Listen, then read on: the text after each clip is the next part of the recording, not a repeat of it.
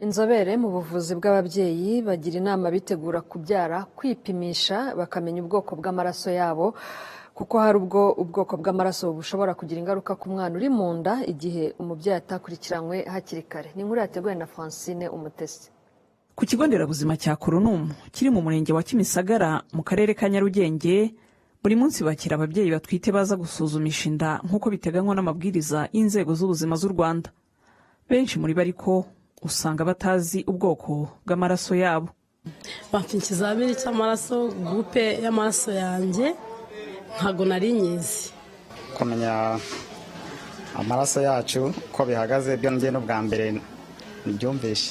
Nabyumvaga ariko ntago nzi neza, nzi neza akamaro kabyo. Ubusanzwe hari ibyiciro bine by'amaraso ari byo O, B, A ndetse na AB. Buri cyose kigira ibigitandukanya n'ibindi ari byo bita rezisi. Bitewe n'impamvu karemano, hari abantu batagira ibi bitandukanya amaraso aribwo bavuga ko umuntu afite rezisi negatifu. Umuganga mu bitaro bya Kaminuza bya Kigali uvura abana n'ababyeyi Dr Jean Damascene Rukundo asobanura ko iyo amaraso y'umubyeyi n'ay'umwana atwite yivanze nyina atarakurikiranwe mbere ariho ibibazo bivukira. Twavuga nka cyagiye cyo kubyara kenshi nibwo ibyo bibazo bibaho. Igihe umubyeyi arimo kubyara yaba ari uwabyaye neza yaba ababyeyi bamubaze uko bigenda kose amaraso ashobora kwivanga. Ikindi nanone gishobora kuba hari accident, hari ukuntu nanone umubyeyi utwite ajya agira ibibazo ingobyi y'umwana ikomoka, bibaho nabyo. Cyane cyane nk'abantu bafite ibibazo by'umuvuduko ukabije w'amaraso bakunda kugira ibyo bibazo, cyangwa se ababyeyi bamwe ibiyobyabwenge bijya bibaho ko ingobyi y'umwana ishobora komoka kandi atari igihe cyo kubyara. Ya maraso y'umubyeyi yari rezisi negatifu, ni ukuvuga ngo amaraso y'wa mubyeyi twa tuntu turanga ya seri nta turiho inyuma kuri sirifasi, noneho umwana we akaba adufite mu maraso ye adufite. Iyo byivanze kubera ko umubiri w'umubyeyi utigeze ubona ibyo bintu mbere, hakaba hari amaraso y'umwana yagiye muri sisiteme ya nyina, umubiri w'umubyeyi wifata nk'aho watewe kubera ko ari ikintu utarumenyereye mu buzima. None ugatangira gukora abasirikare bo kurwanya icyo kintu cyawuteye.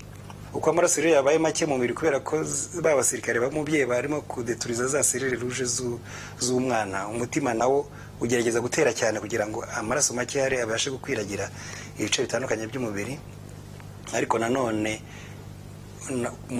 kwa kundi utera cyane ubwawe ugera ukananirwa, ariko nanone kwa kundi ubwawe nawo urimo kubura amaraso kubera ko nawo kwa kundi twabivuze nawo wiha amaraso nawo ugira ibyo wiha bikaba bikeya. Iyo bibaye bikeya rero nawo urangirika, umutima ubwawe urangirika, bikongeraho no kurimo gutera cyane, byose urumva birawangiza. Noneho rero iyo icyo kibazo rero kitabonetse ku gihe nibyo bigenda bikazageraho umwana bikamwicira mu nda, umubyeyi yazaza tukazasanga umwana yarapfiriye mu nda kubera icyo kibazo. Iyo kwa muganga basanze umubyeyi cyangwa uwitegura kuba we afite ubwoko bw'amaraso budafite ibiyatandukanya n'ay'abandi ari byo bita rezisi negatifu, ahabwa imiti ituma nta kibazo yagira mu gihe cyo gutwita cyangwa se agahabwa ubundi bufasha mu gihe yaba yaramaze gutwita. Mu kwezi kwa 11 k'uyu mwaka, ibitaro bya Kaminuza bya Kigali CHUK byatangaje ko ku nshuro ya mbere mu Rwanda havutse uruhinja rwongerewe amaraso kuva ku byumweru 33 rukiri mu nda ya nyina kubera ko basanze afite ubwoko bw'amaraso bwa rezisi negatifu. Uru ruhinja ubu rufite amezi 3.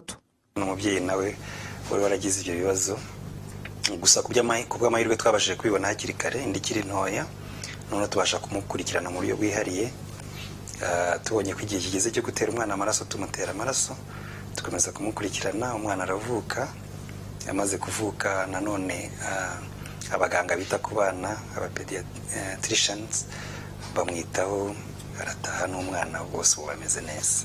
Dr Rukundo Jean Damascene asaba bitegura gushinga ingo bafite gahunda yo kubyara kujya babanza kumenya ubwoko bw'amaraso yabo. Igihe bashaka gutwita bibaye byiza bajya baza mbere yo gutwita, umugabo n'umugore bagafata urugendo bakaba turashaka gutwita, muze mutugire inama, bakadusanga tukabagira inama. Iyo serivisi turayifite hano CHUK, tuyita pre-conception care, aho umugore n'umugabo baza tukabanza tukareba ko nta bibazo bitandukanye by'umubiri bafite, tukabagira inama mu bijyanye no gutwita, tukaba nayo na vitamine avuze afasha mu gukorwa kw'ingingo z'umwana tukabimuha akabitangira mbere yo gutwita. Ariko naho undi watwise byaba byiza atuganiye indi kiri ntoya kubera ko iyo umuntu atugana iyindi ikiri ntoya bidufasha kurinda ibindi bibazo byazaba iyo atwite, twanasanga bifite tukabifatirana hakiri kare bitaragira ingaruka zikomeye ku mubyeyi no ku mwana. Ibitaro bya kaminuza bya Kigali CHUK bivuga ko hari n'abandi babyeyi 3 bari bafite ubwoko bw'amaraso bwa rhesus negative bakurikiranwe batwite.